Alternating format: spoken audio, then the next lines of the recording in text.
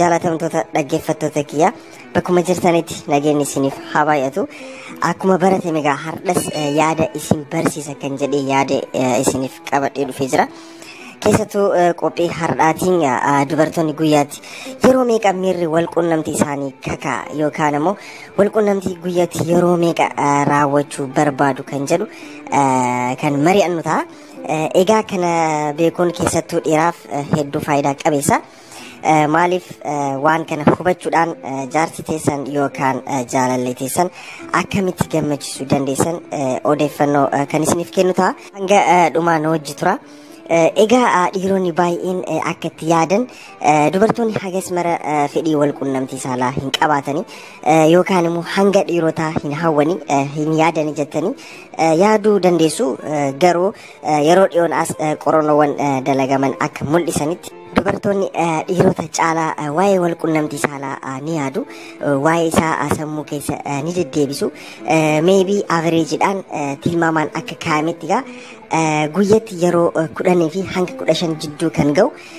Kun jechuun sa'a 2 fi sa'a 3 caalaa jechuudha. Waa'ee kana sammuu isaaniitti ni deddeebisu. Kun averageidhaan kan kaa'amedha. Sanii olis kan yaadan ni jiru. Qorannoowwan biraas kan kaa'ame 15 hanga 20 jidduutis guyyaatti kan yaadanis ni jiru. Kanaaf hanga isin yaaddan adda kan ta'e dubartoonni fedhiin walqunnamtii isaanii hedduu waan ta'eef isin ammoo keessattuu dhiironni yookaan jaalalleewwan dalagaadhaan yookaan barumsaan biizii kan taatan jaartii teessaniif yookaan jaalallee teessaniif sirriitti yeroo qabaachuu fi teekkeer gochuun dirqama ta'uu qaba. Fedhii walqunnamtii ishee sirriitti hubachuu fi qabdu.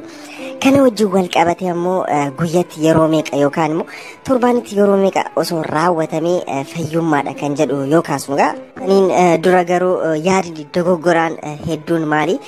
Walqunnamtii saalaa guyyaa guyyaan yeroo hundaan raawwachuun fayyummaadha. Kana wajjin wal qabatee yaada dogoggoraa qabdan kaasa kan saayinsii wajjin wal qabateedha kan isiniif haasa'u. Amma fakkeenyaaf dhiirri tokko ani guyyaa guyyaan yoo walqunnamtii raawwadhe qaamni kiyya ni dhuma ni qal'adha. Yaadni akkanaa kan ka'u ni jira yookaan ka'uus ni danda'a.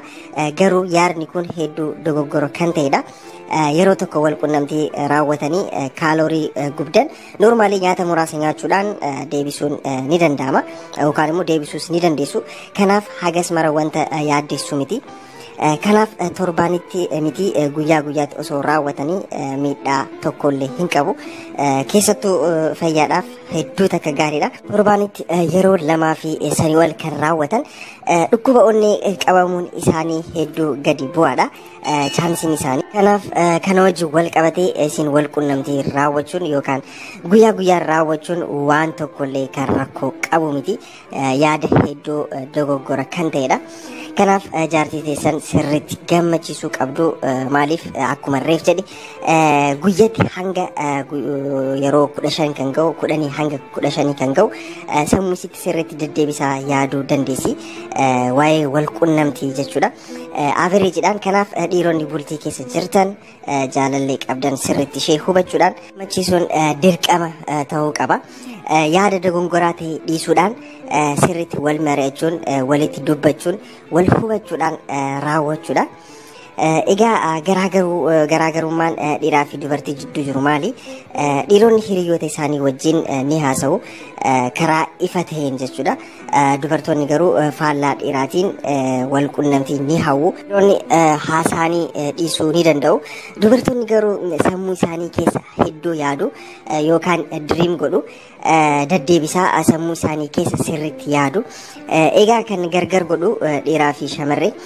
Maybe shamarroonni waa'ee walqunnamtii kana kan yaadaniif yookaan kan jaalataniif sababni maali yoo jenne jaalalli isaanii yookaan jaarsa isaanii walqunnamtii saalaa wajjin wal qabate sirriitti qabatanii kan ofii godhanii qabachuu waan danda'aniif akkasumas jaalala isaanii sirriitti jabeeffachuu waan danda'aniifidha. Kan biraa physical intimacy yookaan walitti dhufeenya walqunnamtii saalaa keessa kan addate waan uumuufi normaalii jaalalleewwan lamaan walqunnamtii raawwatanii fi kan hin raawwanne jidduu yoo ilaaltan baawundiin hedduu kan jabaatu walqunnamtii yeroo baay'ee raawwatan bira waan ta'eef jaalala guddaatu uumamaa deema. karaa biraatiin ammoo namoonni istrasii qabdan furmaanni guddaa istrasii qabdaniif qoricha ajaa'ibaati walqunnamtii saalaa booda istrasiin hammatee waan hirdhisuuf jechuudha. Namoonni ispoortii hin dalagnes walqunnamtii saalaa raawwachuun fayyaadhaaf hedduu bareedaadha. Keessattuu dhukkuba onnee chaansiin qabamuu keessanii hedduu gadi bu'aadha. Kanaaf haala kanaan walqunnamtii raawwachuun guyyaa lama lamaan ta'uu danda'a, torbaanittis ta'uu danda'a. Fayyaadhaaf faayidaa bareedaa qaba. Egaa poointiiwwan garaagaraa isiniif kaasee jira. Kanneen keessaa akka barumsa irraa argattan abdiin qaba. Maybe yaadaa fi gaafii qabdan akkasumas qophii isiniif akka dalagu barbaadan komentii jalatti barreessaa, yaada qabdanis barreessaa komentii jalatti. Qophiin kunis yoo isinitti tole laayikis gochuu hin dagatinaa. Hanga dhumaa waan na dhaggeeffattaniif hedduu galatoomaa. Namoonni biroofis akka irraa baratan sheer gochuu hin dagatinaa. Qophii barsiisoo birootiin walitti dhufnaa. Nagaatti.